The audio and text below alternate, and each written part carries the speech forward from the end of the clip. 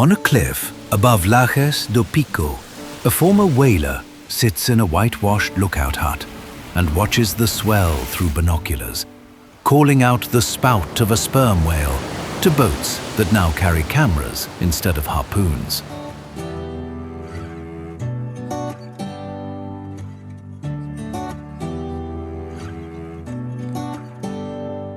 "40 kilometers west, in a Madalena kitchen, it is 4 in the morning, and a woman folds a wool sweater into a suitcase, smoothing the collar twice.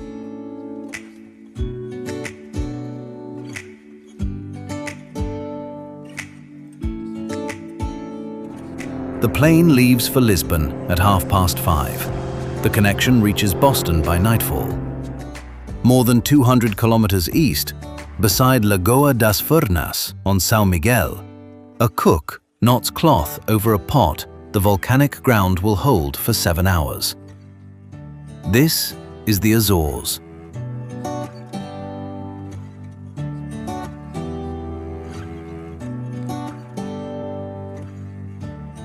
Nine volcanic islands marooned 1,400 kilometers off the coast of Lisbon, an autonomous Portuguese region of roughly 236,000 people. More people of Azorean descent live in the United States than on the islands themselves. And these are islands that raise their children to lose them, and have done so since the sea stopped paying a wage.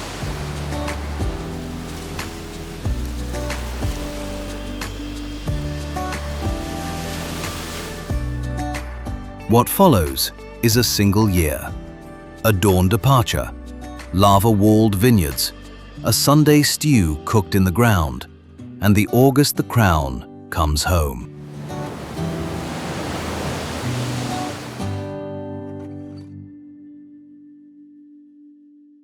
The lamp on the kitchen table in Madalena, the largest town on Pico, throws a single circle of light across the wood. And inside that circle, a pair of hands works without hurry. A grandmother folds a wool sweater into an open hard-shell suitcase, presses it flat with both hands, as though the gesture might keep the boy warm in a country she has only seen in photographs.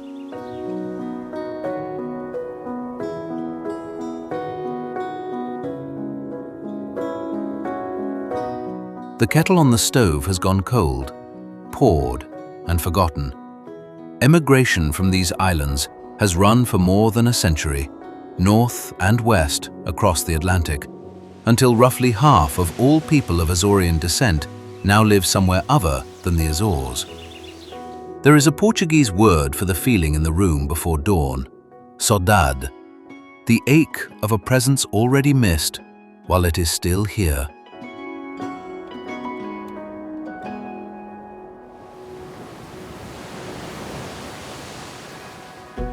The case clicks shut, headlights swing across the wall, and the car rolls down toward Madalena's waterfront, where the harbour water lies black and still, and holds the lights of Faial trembling across the channel. 7 kilometers of open strait separate the two islands, close enough that the neighbour's town glows like a low constellation, and the family looks at it the way people look at what they are leaving.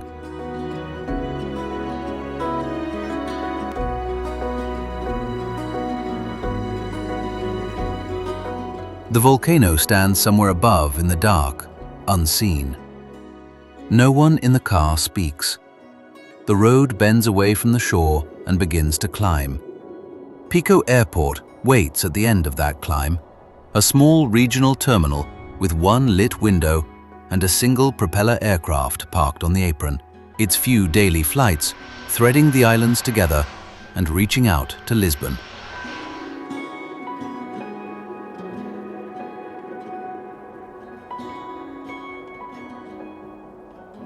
The real goodbye happens here, at a gate the size of a schoolroom, not at the larger hub that comes later.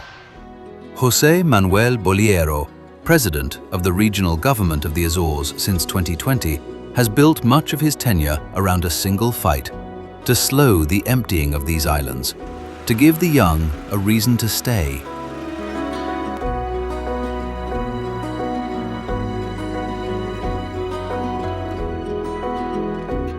But the terminal at dawn tells its own arithmetic, one family at a time, and the arithmetic has not changed in 50 years. Under the fluorescent light, 2 generations fold into one another, and a child is held a beat too long, then a beat longer. They are flying toward the Azorean communities of Fall River and New Bedford in southeastern Massachusetts, mill towns that have spoken Portuguese for 100 years, where a cousin will be waiting at the far airport with a coat too heavy for the season.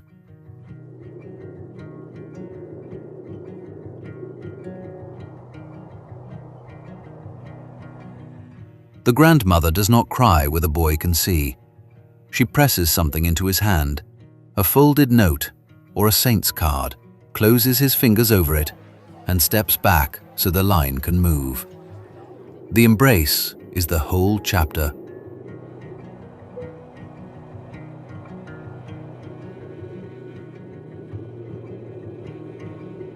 Nothing said inside it needs translating.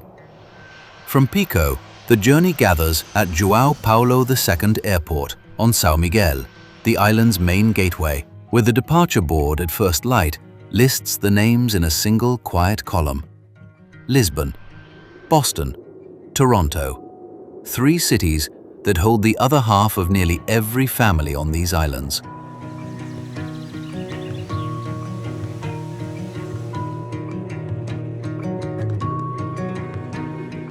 From here, the Atlantic narrows to a single hop, and the island hands its people to the world the way it has done for generations.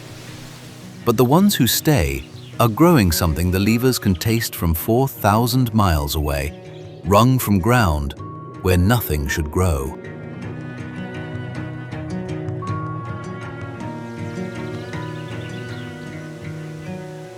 Seen from the air, the south coast of Pico wears a net of stone. From the walled slopes of Criação Velha, the ground runs to the sea in thousands of small black squares, each one a wall of stacked lava, no higher than a man's waist, laid without mortar and held together by nothing but weight and fit and the patience of the hands that set them.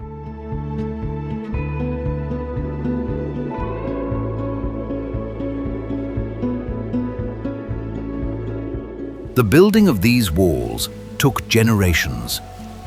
The pattern was inscribed as a UNESCO World Heritage Landscape in 2004, and the walls, counted end to end, run for hundreds of kilometers across an island a person can drive in a single afternoon. The first vines came ashore after the archipelago's settlement, begun in the 15th century under the Portuguese navigator Gonçalo Velho Cabral, and what those first settlers found was not soil, but rock. And what they did was build a garden out of it anyway.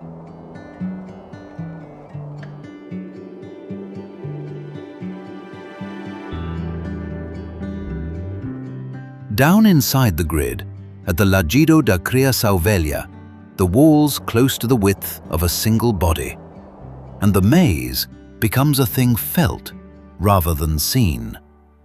The vines grow low, bedded in cracks in the basalt, their roots reaching down through fissures toward water the surface never holds.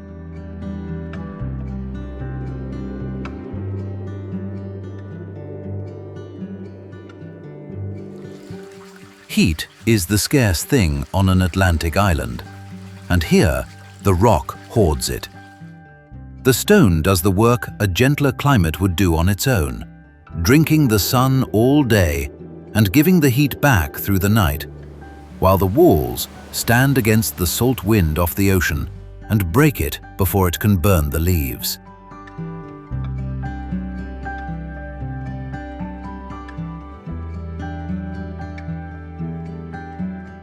Nothing here is wasted, and nothing here comes easily. A pair of hands enters one of the enclosures and lifts a single vine cane, turning it to the light, basalt dust grey on the fingertips. and for a moment, the whole island narrows to the warmth of one stone beneath one palm.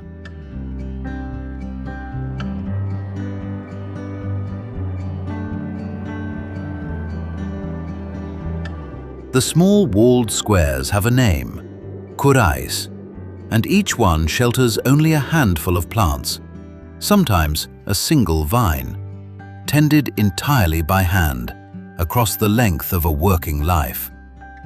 There is no machine that fits between these walls. There is only a person, bending, lifting, pruning, and returning the next year to do it again, the way a family returns to a table it has always set.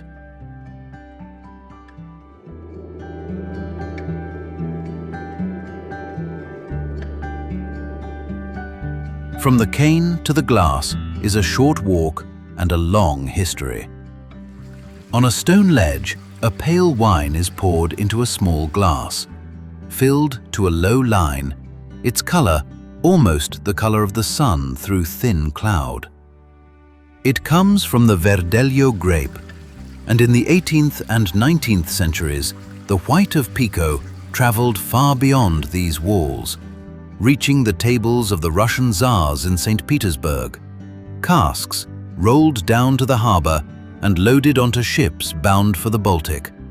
A luxury shipped thousands of miles from an island most of Europe could not have placed on a map.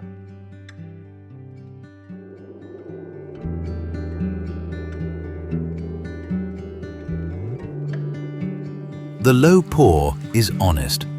The ground gives little, and what little it gives is poured with care.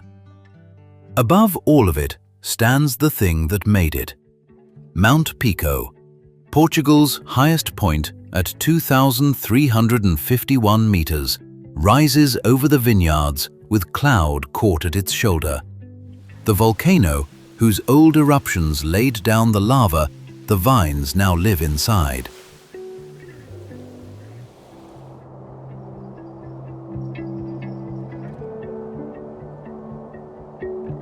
The maker and the made hold a single frame, the cone in the distance and the glass on the ledge, and the same black stone in both. Everything in that glass began on that mountain. The same patience that fills a wine glass fills a cooking pot, and that pot takes 7 hours.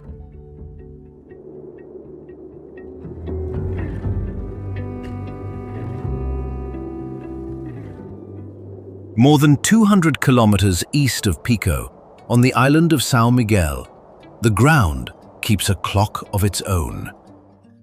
In the valley of Furnas, the earth has not finished cooling, and along the shore of the Lagoa das Furnas, a crater lake green with the reflection of the hills around it, the soil steams where it lies, pools of grey water turning over at a rolling boil, the air heavy with sulfur and wet stone.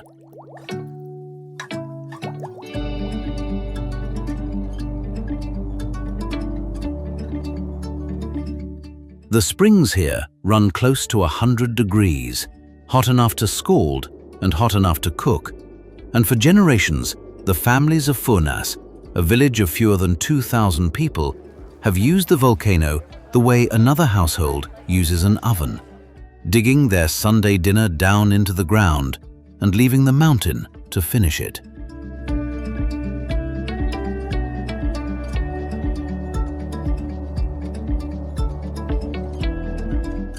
On a Saturday evening, the pot is packed by hand, the work unhurried and exact.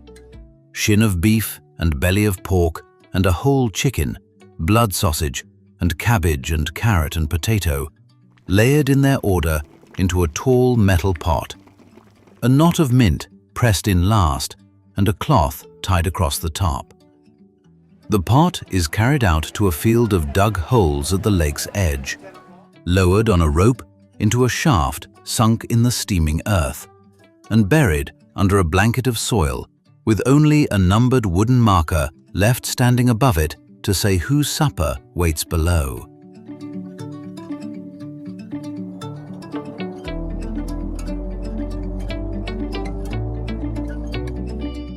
What goes into the ground is a cozido das furnas, the stew cooked by the earth itself.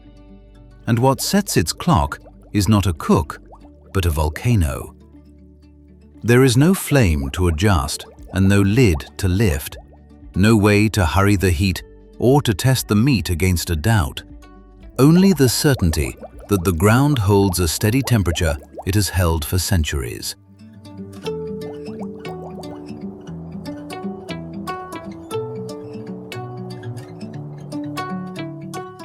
The pot goes down in the morning and does not come up for 7 hours.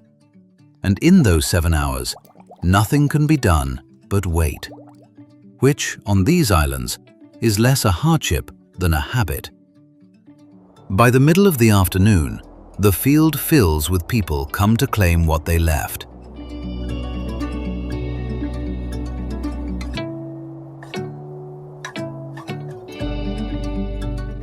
The soil is scraped back, the rope drawn up hand over hand, and the pot rises out of the steam, darkened with earth and scorched at the cloth, heavy now in a way it was not that morning.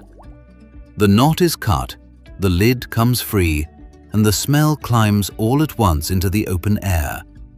Beef and smoke and mint, and the faint mineral breath of the ground itself. And the meat inside has loosened from the bone.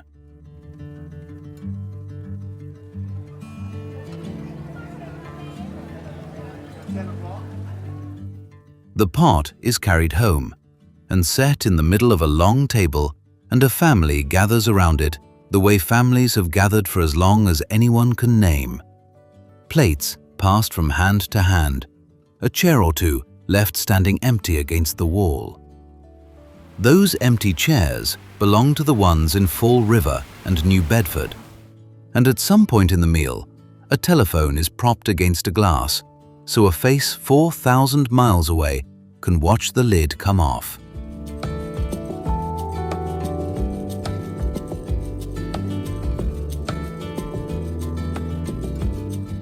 But the chairs were not always empty. There was a time when this island kept its sons at home, when the sea itself paid them to stay, and the wage came ashore on the end of a harpoon.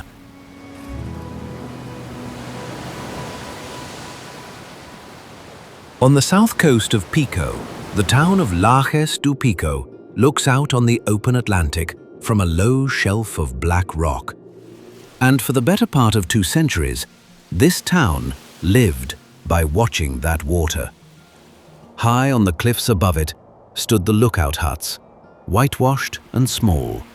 And inside each one, a man sat through the daylight hours with a pair of binoculars, scanning the swell for the single vertical spout that meant a sperm whale had risen to breathe.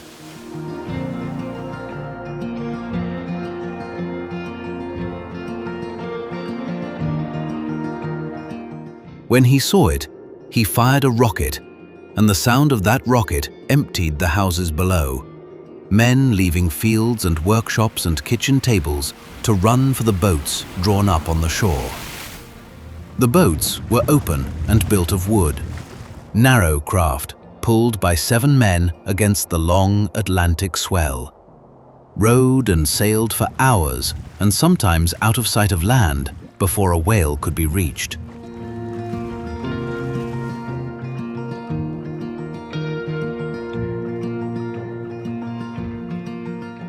The harpoon was thrown by hand from the bow at close range, close enough to touch. And what followed was not a hunt so much as a holding on. The struck whale running and sounding and turning on the boat, dragging the line and the men behind it across miles of water. A sperm whale can reach 18 meters and weigh more than 50 tons, and the men who hunted it did so from a hull they could nearly span with their arms. It killed them.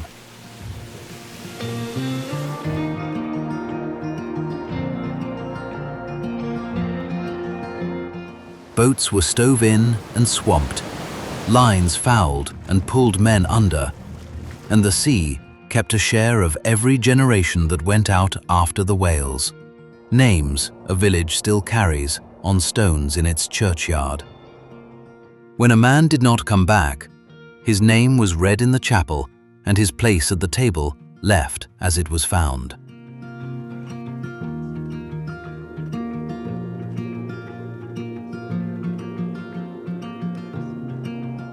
The work paid, because nothing else on the island paid as well. Whale oil lit lamps and greased machines an ocean away, and a single good catch could carry a family through a year when the land gave little. For the men of Lajes, there was the harpoon or there was the boat to America, and for a long time the harpoon was the wage that let a man stay. Then the wage ended.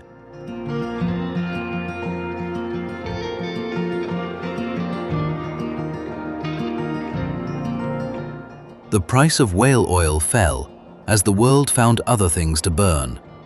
International agreement closed the hunt, and the last sperm whale taken off these islands was killed in the mid-1980s. The harpoons laid down within a single lifetime of the men who had thrown them. What the sea had paid, it now stopped paying, and the planes that opened in those years carried the young west to the mill towns instead.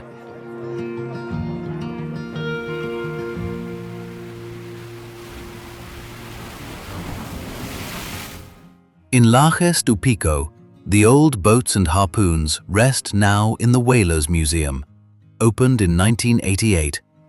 The leather of one harpoon's grip still darkened where a single pair of hands once gripped it. The men who chased whales grow old at their windows, watching the water for a spout that no longer empties the houses below, while the boats that put out from Lajes now carry tourists and their lenses.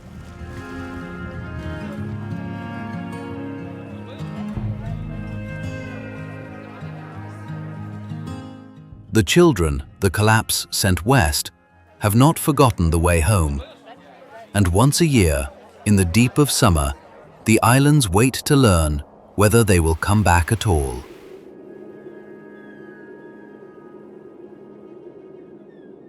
In August, the wind off the Atlantic finally softens, and the strait between Pico and Fayal fills with crossing boats. The ferries that run the 7 kilometers of open water ride low now, heavy with people carrying more luggage than a single week could need, and the harbour at Horta on Fayal takes them in the way it has taken in sailors for 3 centuries.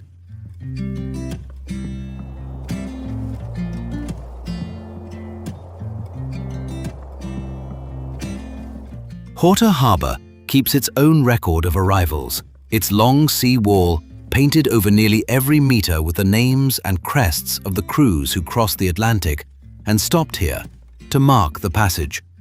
The paintings layered years deep. Among the August arrivals now are sons and daughters of Fall River and New Bedford, flown back across the ocean their grandparents once flew out over, returning for the one season of the year the islands fill instead of empty.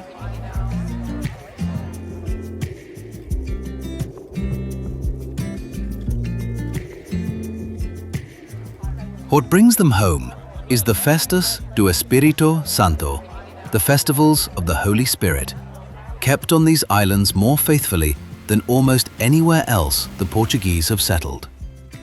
The devotion traces back to Queen Isabel of Portugal, born in 1271, a queen who promoted the cult of the Holy Spirit and was remembered for crowning the poor and feeding them at her own table. 6 centuries later, her gesture survives here as a silver crown, carried from house to chapel through the summer.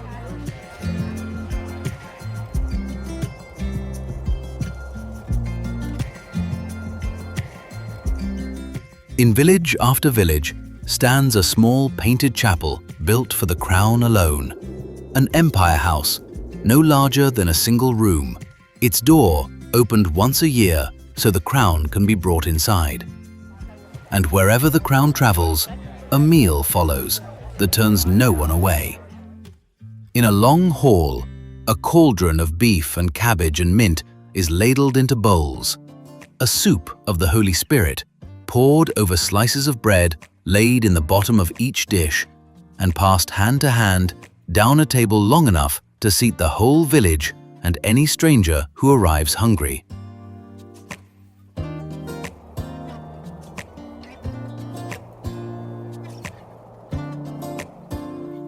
A grandmother stands at the pot with a single ladle, filling one bowl at a time, every bowl to the same line. And the line is the same for the landowner and the returned emigrant and the child who cannot yet reach the table without a knee to climb on. This is the point the festival keeps making across 600 years. At this table, the distance between those who stayed and those who left does not exist.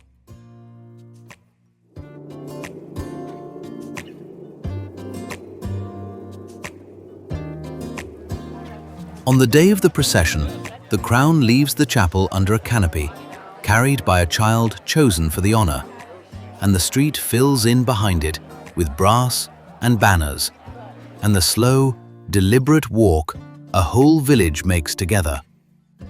Somewhere in that crowd is the same boy who left on a February dawn, taller now, his voice carrying the flattened vowels of Massachusetts beside the vowels of home.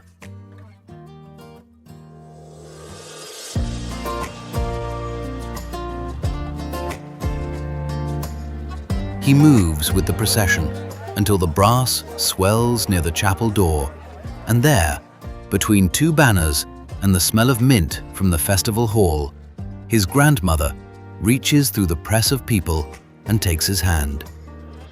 He looks down before he smiles.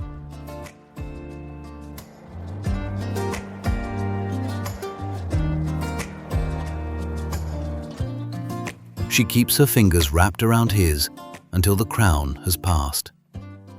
The crown comes home every August, and so for a few short weeks do the people. Then the festivals end, the chapel doors close, the boats turn back toward Horta, riding heavy again, and the islands settle into their winter arithmetic.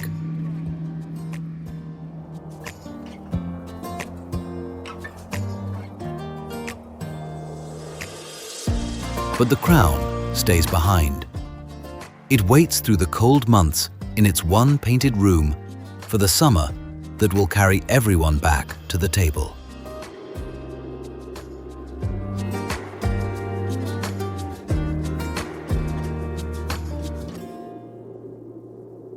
By winter, the crossings grow quieter.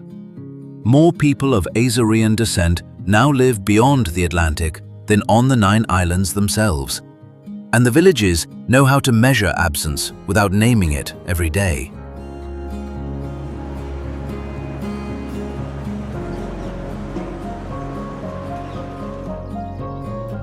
Spring returns first to the black walls of Pico, where the vines push new leaves inside their lava squares.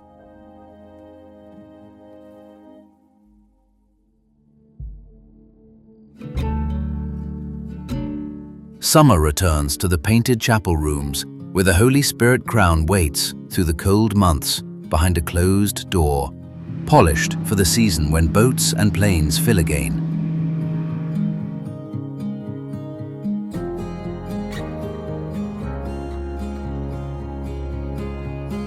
The year turns, and the islands keep their old work, stone holding heat, earth cooking slowly, harbour walls remembering names.